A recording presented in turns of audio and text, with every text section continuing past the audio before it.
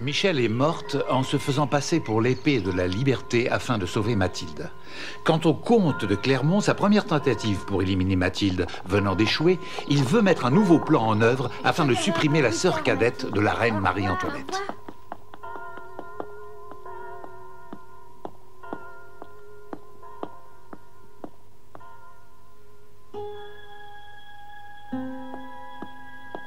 Qui est là?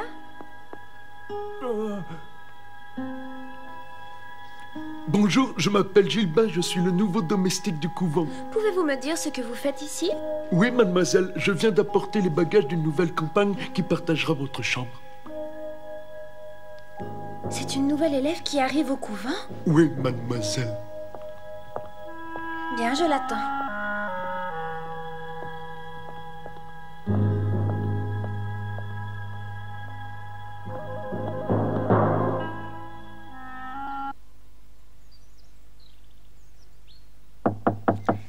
Entrez. Bonjour Mathilde. Approche-toi. Hein. Je veux te présenter ta nouvelle compagne de chambre. C'est la fille du duc de Bruyères. Elle s'appelle Marianne. Marianne, je te présente Mathilde. Oh, je suis très heureuse. Nous sommes très vite amies, Marianne. Je souhaite que tout se passe bien entre vous. Mathilde, je compte sur vous. Vous êtes arrivée avant elle et c'est à vous de la mettre au courant. Bien sûr. Je le ferai avec plaisir, ma mère. De toute ma vie, je n'ai jamais vu un vase aussi laid. Je le changerai dès que possible contre un autre. Fais attention. Ah, il appartenait à Michel. C'est un de mes plus chers souvenirs. Michel? Ah, j'y suis. C'était la nièce du comte de Bruyères. C'est bien cette fille qui est morte et qui se faisait appeler l'épée de la liberté. Oui, c'est bien elle. Si je comprends bien, c'est moi qui la remplace dans cette chambre. Est-ce que tu la connaissais? Le comte de Clermont l'amena un jour dans notre maison. À cette époque, j'étais toute petite. Si le comte de Clermont vous fréquente, tu dois bien le connaître. Oui. Dis-moi, Mathilde, j'ai entendu dire que tu n'étais qu'une simple fleuriste. Est-ce vrai? Alors, je ne peux pas parler du comte avec toi.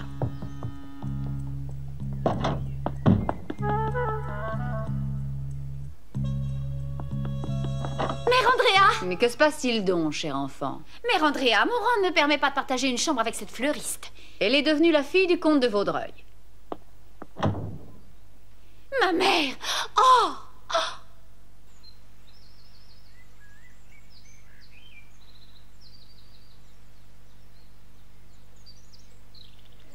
C'est étrange qu'elle connaisse le comte de Clermont et qu'elle arrive à l'improviste au couvent. Je dois me méfier.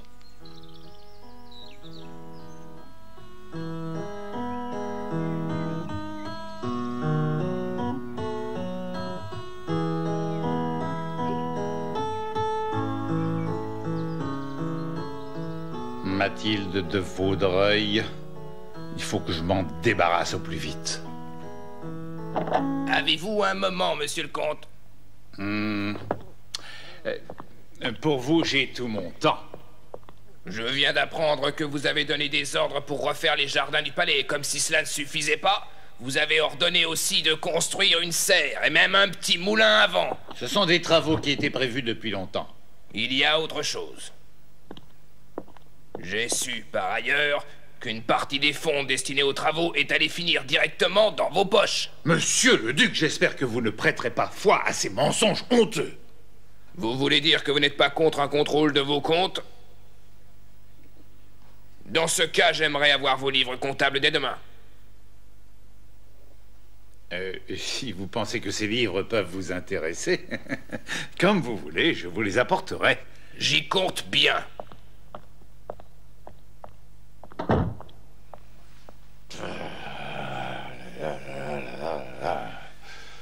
Alors tu as tout entendu, j'imagine. Qu'en penses-tu? Je pense que dans l'état actuel des choses, en éliminer un ou deux, ça ne ferait pas de différence. C'est toi qui vas exécuter mon plan, alors écoute-moi. Et je sais que demain très tôt, un messager du duc de Bruyères partira pour l'Autriche avec mission de porter un message que je crois de la plus extrême importance. Et qui, pour quelque étrange raison, pourrait ne jamais arriver à destination.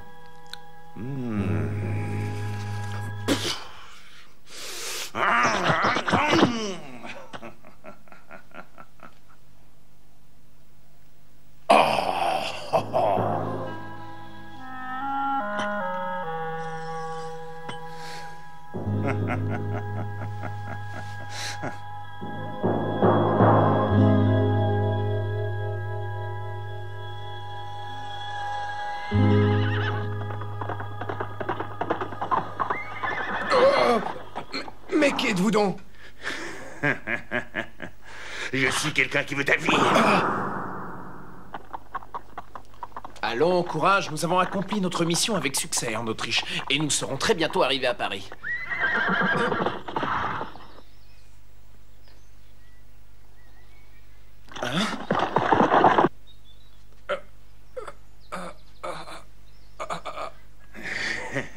Voilà le fameux message. Qui va là? Je n'ai pas de chance, c'est François. Et que se passe-t-il? Votre compagnon est tombé de cheval?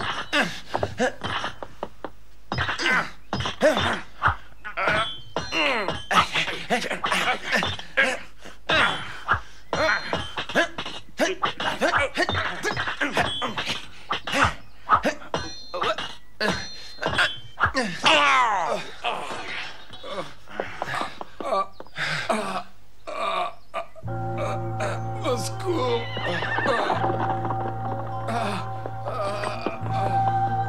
Au secours! Est-ce que tu peux parler?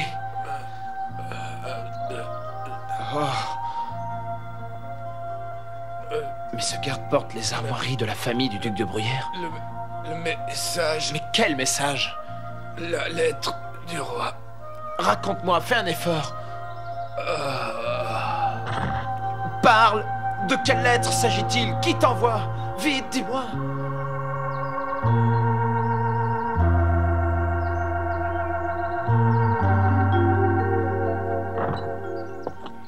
François, enfin, c'est toi. Ma petite Mathilde, tu es toujours aussi belle. Raconte-moi un peu ton voyage en Autriche. Tout s'est très bien passé. Malheureusement, sur la route, j'ai trouvé un homme du duc de Bruyères qui a été attaqué par un bandit dans la forêt de Ferrières. Un homme du duc de Bruyères? Oui, l'assassin s'est enfui, mais il a une blessure sur la main droite.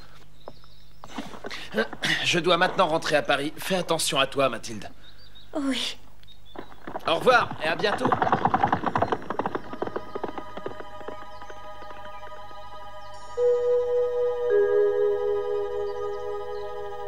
Espérons qu'il ne s'agisse pas d'un autre complot.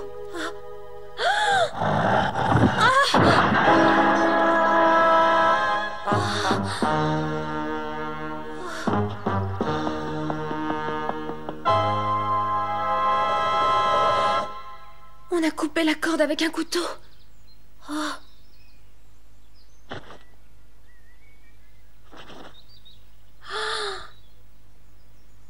Ce sont les armoiries de la famille de Bruyères. Marianne, il est à toi ce mouchoir. Donne-le-moi. C'est donc vrai. Pourquoi as-tu voulu me tuer? À partir de maintenant, je te prierai d'éviter de fouiller dans mes tiroirs. Dans le cas contraire, je changerai de chambre. Je ne supporterai plus que quelqu'un fouille dans mes affaires sans même me demander la permission. Tu as compris? Mais jamais je ne ferai une chose pareille. Naturellement, c'est le comportement d'une fleuriste. Comment oses-tu?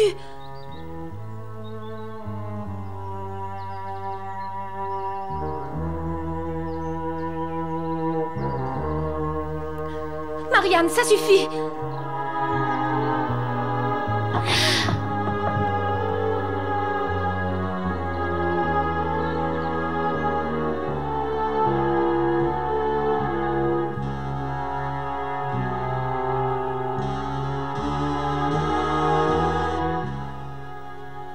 Je n'aurais jamais cru qu'elle puisse être aussi méchante. Jamais.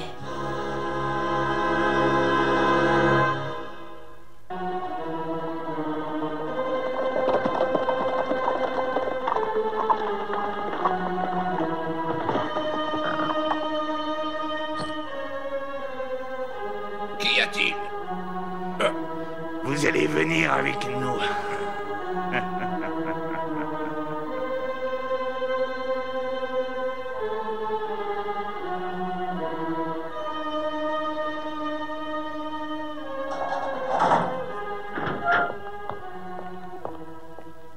Clairement, J'avais vu juste. J'espère que la chambre est à votre convenance.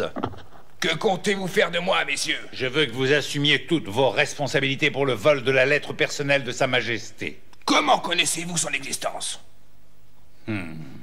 Au point où nous en sommes, je n'arrive même plus à imaginer quelles sont vos intentions malfaisantes. Mais je vous avertis que je ne céderai jamais, je dénoncerai vos crimes. Ne vous agitez pas de cette façon, c'est tout à fait inutile. Comme vous l'avez dit, j'ai commis trop de crimes pour avoir peur de vos menaces. Ainsi, Clermont, vous reconnaissez vos crimes. Oui, si vous y tenez de toute façon. Vous n'êtes plus en état de me nuire, parce que vous ne sortirez pas vivant d'ici.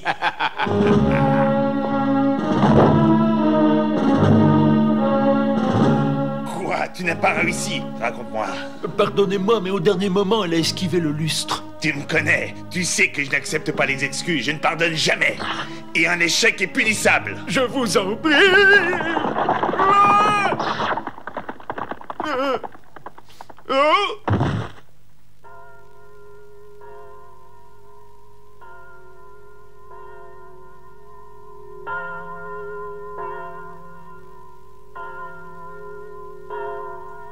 Dépêchons-nous, c'est l'heure de la messe. Qu'y a-t-il? J'espère que ce ne sont pas de mauvaises nouvelles. Si, hélas, on vient de me prévenir que mon père a disparu depuis hier soir. Je suis... Est-elle vraiment aussi dure et orgueilleuse qu'elle aime le faire croire? Ses larmes semblent tellement sincères. Ce n'est peut-être pas elle l'instigatrice de l'attentat contre moi. Serait-ce une méprise?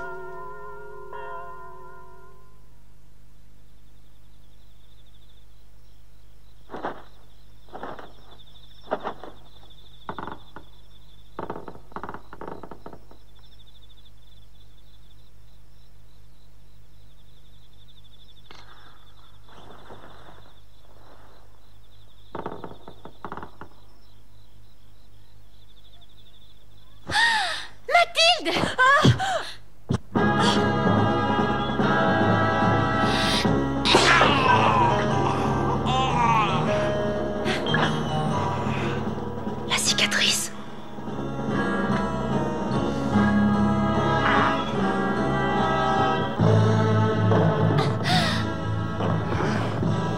Gardel.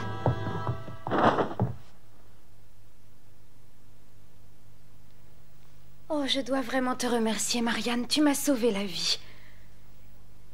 Quand je pense que j'en étais arrivée au point de croire que tu voulais me voir morte. Moi, te voir morte? Mais que dis-tu? Oh, je suis désolée. Pardonne-moi, s'il te plaît. Tu le veux bien? Ne t'inquiète pas, Mathilde. Et écoute-moi bien maintenant. Cet homme est un sicaire du comte de Clermont.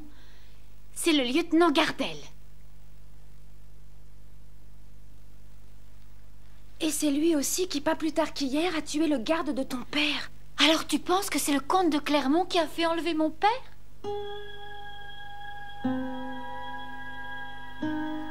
Et là, j'ai raté mon coup.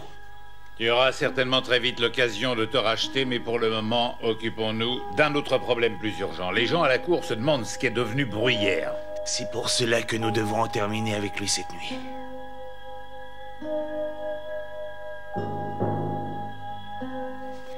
Allons, à toi maintenant. Vas-y.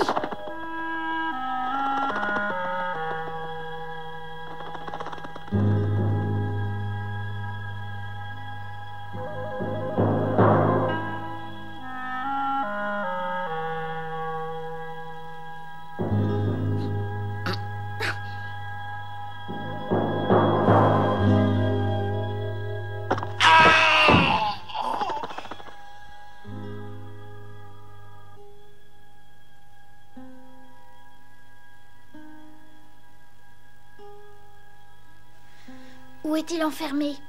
Attends, cette sentinelle va nous le dire. Laisse, je m'en occupe. Hé, garçon, arrête-toi! Comment es-tu arrivé jusqu'ici? Plus Oh! un mot, plus un geste.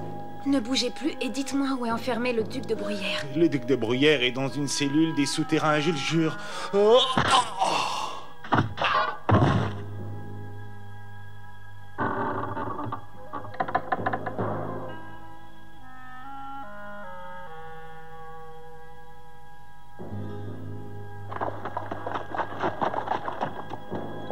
Qu'est-ce qui se passe, Gardel? Quelqu'un a assommé le garde. Assommé?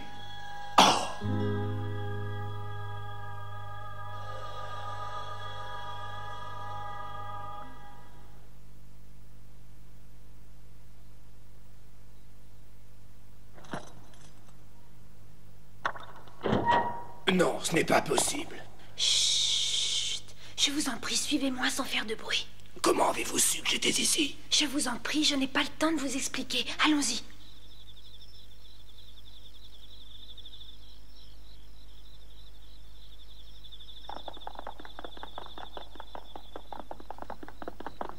Encore l'épée de la liberté. Qu'est-ce que tu as vu, Théobald? Clermont.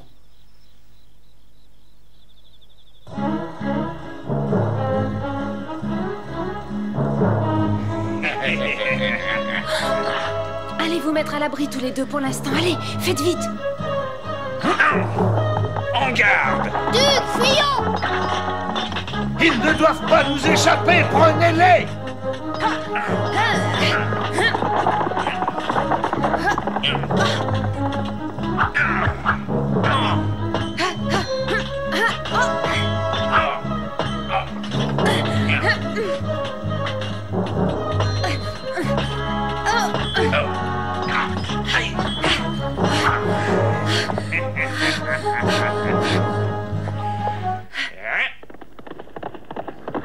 La tulipe noire!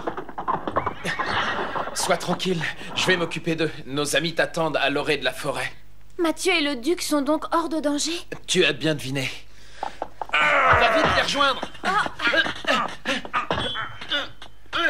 bientôt, tulipe noire!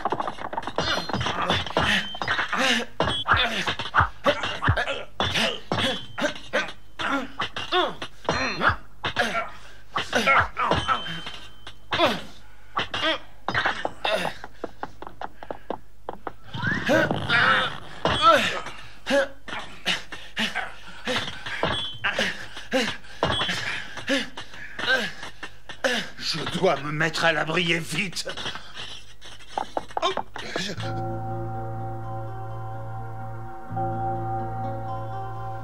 Voici l'épée de la liberté. Venez, sortons tout de suite de cette forêt. Je ne saurais jamais comment vous remercier. Vous m'avez évité une fin tragique. Ce n'est rien. Mais où est donc passée la tulipe noire?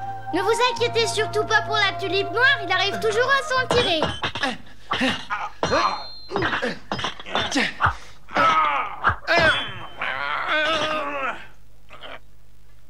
Alors? C'est donc toi qui as assassiné le messager du duc de Bruyère?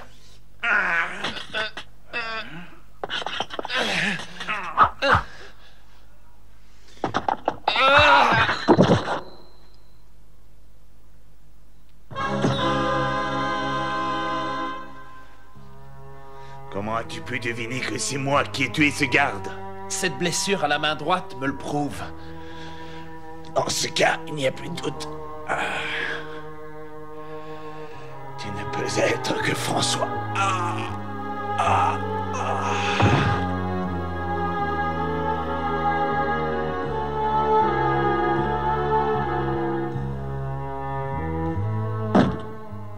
Que me racontes-tu là? Cette femme ne peut pas être revenue. Nous savons qu'elle a été tuée. Lieutenant Gaspard, Hein? un messager de la cour vient d'arriver. Le duc de Bruyère a ordonné de mettre aux arrêts le comte de Clermont et demande confirmation. Le comte de Clermont immédiatement aux arrêts. Oui. Alors exécution. Cela signifie que l'épée de la liberté est encore vivante. Mathilde, dépêche-toi.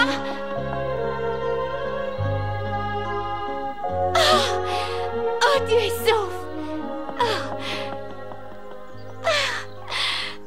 Je t'en prie, ne pleure plus, ma chérie. Oh, je me suis fait tant de soucis pour toi. Viens, Mathilde, viens.